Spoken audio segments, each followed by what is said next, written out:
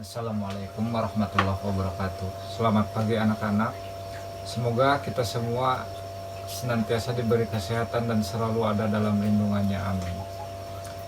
Sebelumnya, perkenalkan, nama Bapak Anton Kusuma Negara, alamat Dusun Mandala, dan mengajar pada mata pelajaran PKN. Nah, pada kesempatan ini, Bapak akan menerangkan mengenai materi pendidikan karakter, yang mana dalam materi pendidikan karakter ini Bapak bagi menjadi 3. Yang pertama, tujuan daripada pendidikan karakter, yang kedua, pengertian pendidikan karakter, dan yang ketiga adalah dampak dari pendidikan karakter. Nah, baiklah, kita langsung ke yang pertama, yaitu tujuan pendidikan karakter. Nah, tujuan pendidikan karakter yaitu membentuk bangsa yang tangguh, berakhlak mulia, bermoral, bertoleransi, dan bergotong royong. Jadi diulangi ya, tujuan pendidikan karakter yaitu membentuk bangsa yang tangguh, berakhlak mulia, bermoral, bertoleransi, dan bergotong royong. Yang kedua, pengertian pendidikan karakter menurut ahli. Nah, pengertian pendidikan karakter adalah suatu ilmu pengetahuan yang berfungsi memperbaiki karakter manusia yang perlu ditanamkan sejak dini guna mencetak generasi berakhlak dan bermoral. Nah, dari pengertian tersebut, dalam konteks sekarang sangat relevan untuk mengatasi krisis yang sedang melanda di negeri kita. Krisis tersebut antara lain, yang pertama, meningkatnya pergaulan bebas. Yang kedua, maraknya angka kekerasan anak-anak dan remaja. Yang ketiga, kejahatan terhadap teman. Yang keempat, pencurian remaja. Yang kelima, kebiasaan mencontek. Yang keenam, penyalahgunaan obat-obatan. Yang ketujuh, pornografi. Dan yang terakhir, perusakan milik orang lain. Nah, dari beberapa contoh krisis moral di atas, maka sangatlah penting kita untuk mempelajari pendidikan karakter. Nah, pendidikan karakter menurut beberapa ahli, diantaranya menurut Likona, secara sederhana, pendidikan karakter dapat didefinisikan sebagai segala usaha yang dapat dilakukan untuk mempengaruhi karakter siswa. Tetapi untuk mengetahui pengertian yang tepat, dapat dikemukakan di sini di definisi pendidikan karakter yang disampaikan oleh Thomas Likona. Likona menyatakan bahwa pengertian pendidikan karakter adalah suatu usaha yang disengaja untuk membantu seseorang sehingga ia dapat memahami, memperhatikan, dan melakukan nilai-nilai etika yang inti. Kemudian menurut Suyanto, karakter sebagai cara berpikir dan berperilaku yang menjadi ciri khas setiap individu untuk hidup dan bekerja sama, baik dalam lingkup keluarga, masyarakat, bangsa maupun negara. Dan pendidikan karakter menurut Kertajaya adalah ciri khas yang dimiliki oleh suatu benda atau individu.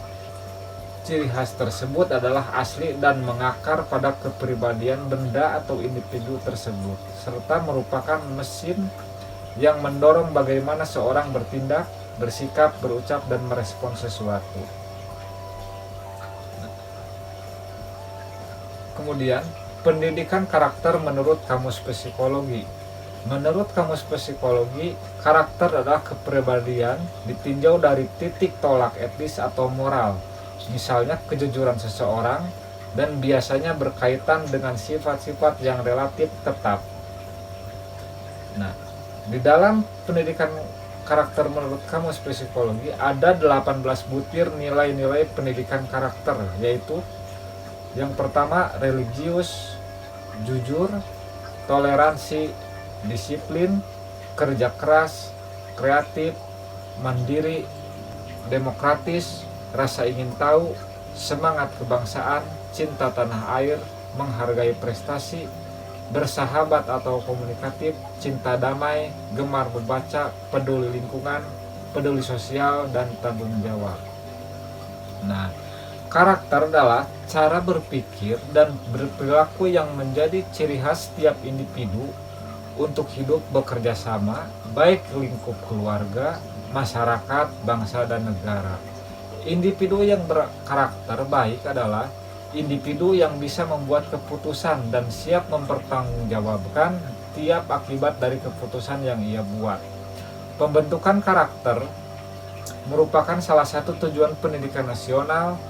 Pasal 1 Undang-Undang Dasar Sikdiknas tahun 2003 menyatakan bahwa di antara tujuan pendidikan nasional adalah mengembangkan potensi peserta didik untuk memiliki kecerdasan, kepribadian, dan akhlak mulia.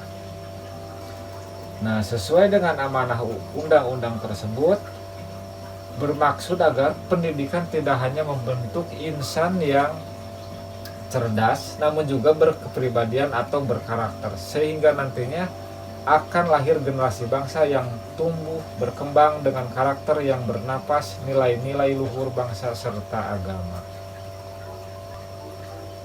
Memahami pendidikan karakter.